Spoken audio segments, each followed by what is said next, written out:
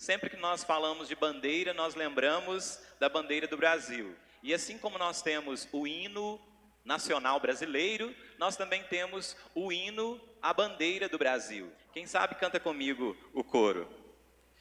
Recebe o afeto que se encerra em nosso peito juvenil,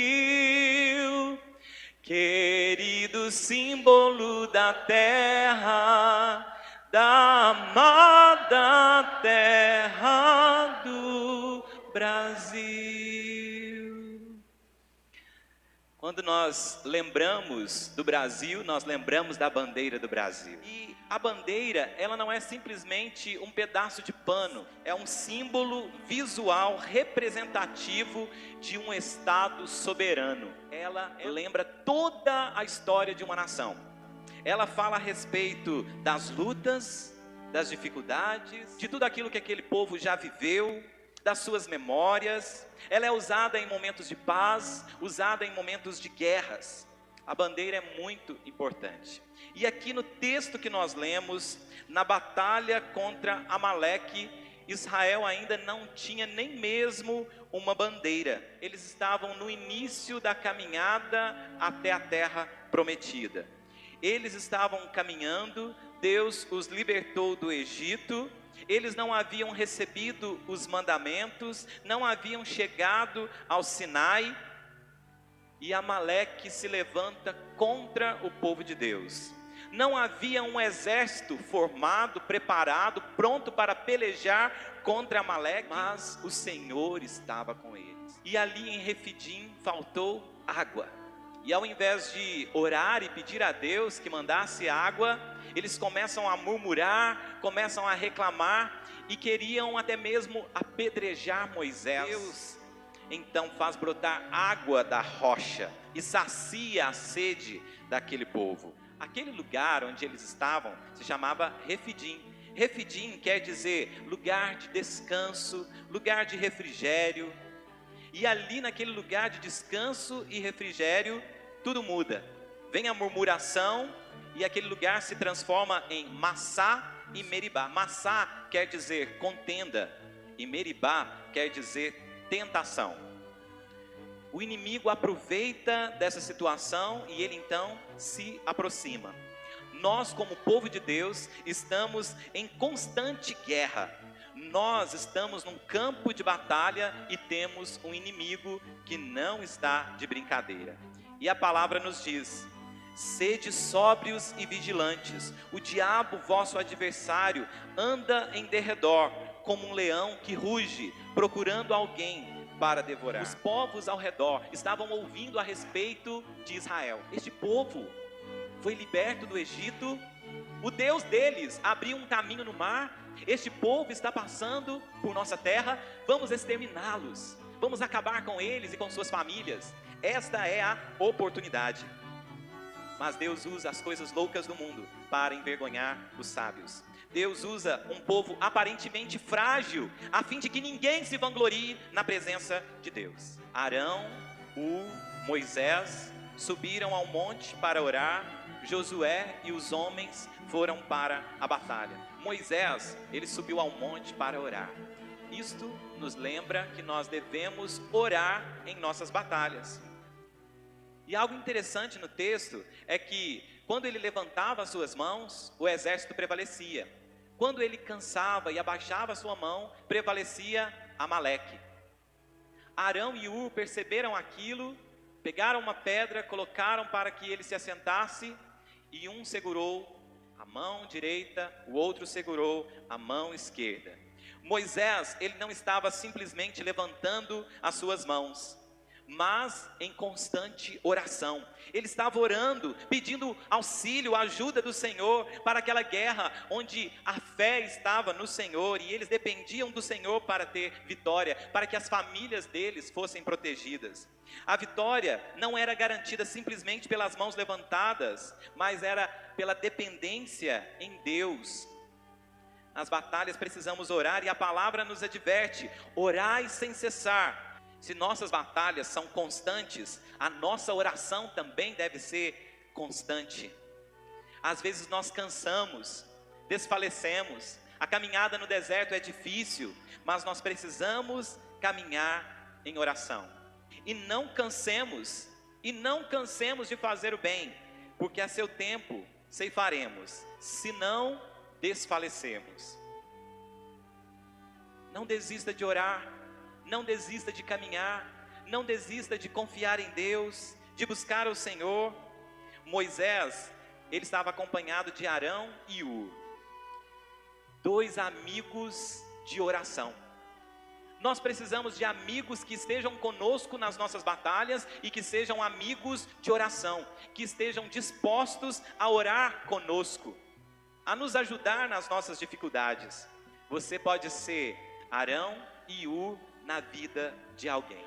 Quando o sol se pôs, Amaleque já havia sido desbaratado. Deus deu vitória a um exército de homens peregrinos no deserto. Moisés, ele ficou muito feliz e grato a Deus, e ele vai e edifica um altar, e ele chama aquele altar de Jeová Nissi, que quer dizer, o Senhor é minha bandeira.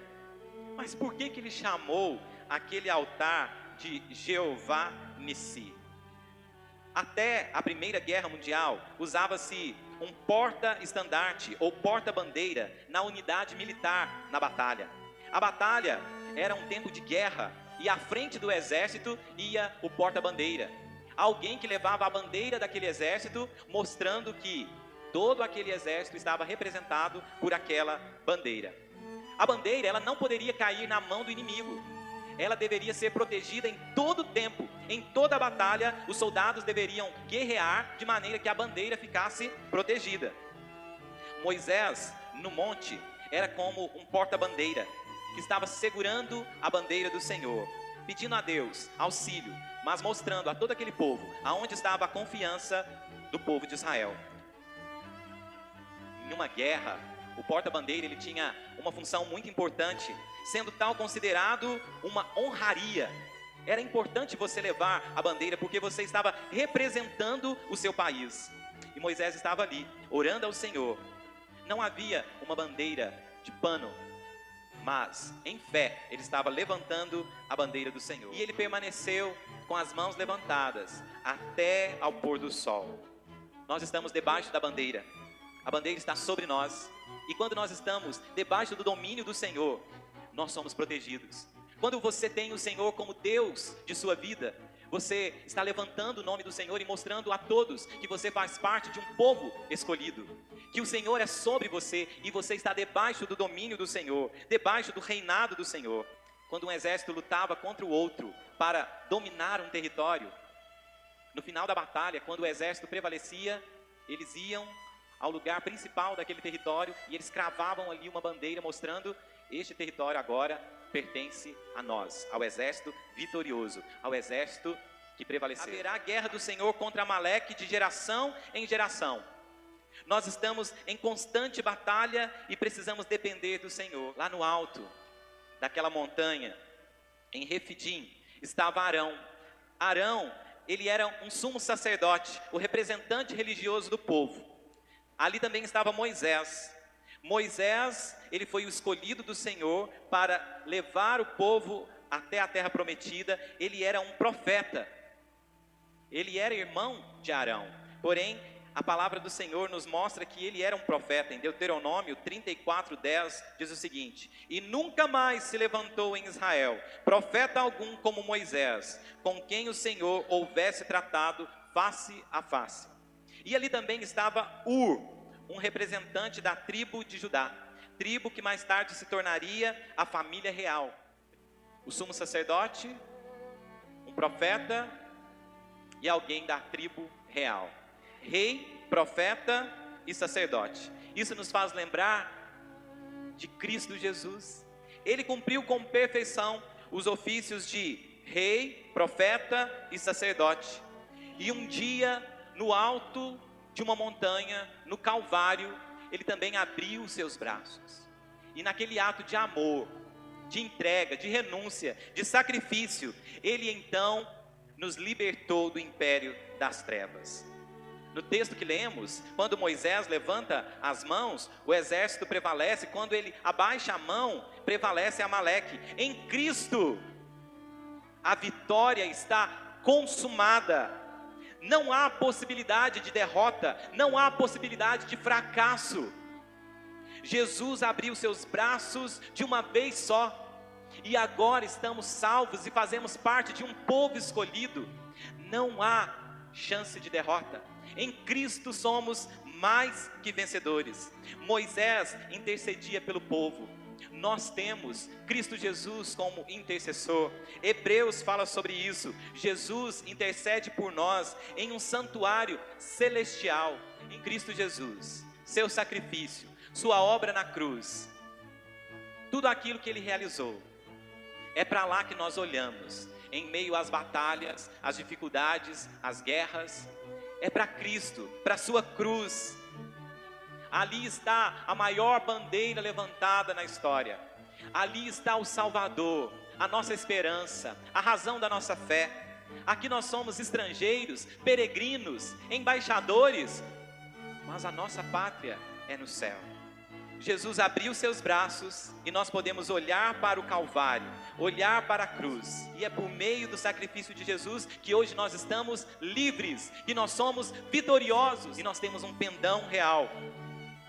Em Cristo nós temos uma bandeira, nós temos um nome, uma pátria, e nós devemos ir em todos os lugares anunciando a respeito do reino de Cristo Jesus, falando das maravilhas que o Senhor realizou.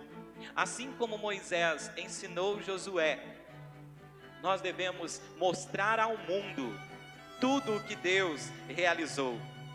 Nós temos uma bandeira, podemos olhar para a cruz, para Cristo, e podemos nos posicionar na certeza de que não estamos sozinhos. 2 Coríntios 4, 17 e 18. Porque a nossa leve e momentânea tribulação produz para nós eterno peso de glória, acima de toda comparação, não atentando nós nas coisas que se veem, mas nas que não se veem, porque as que se veem são temporais, e as que não se veem são eternas. O socorro do Senhor vem em meio às nossas batalhas.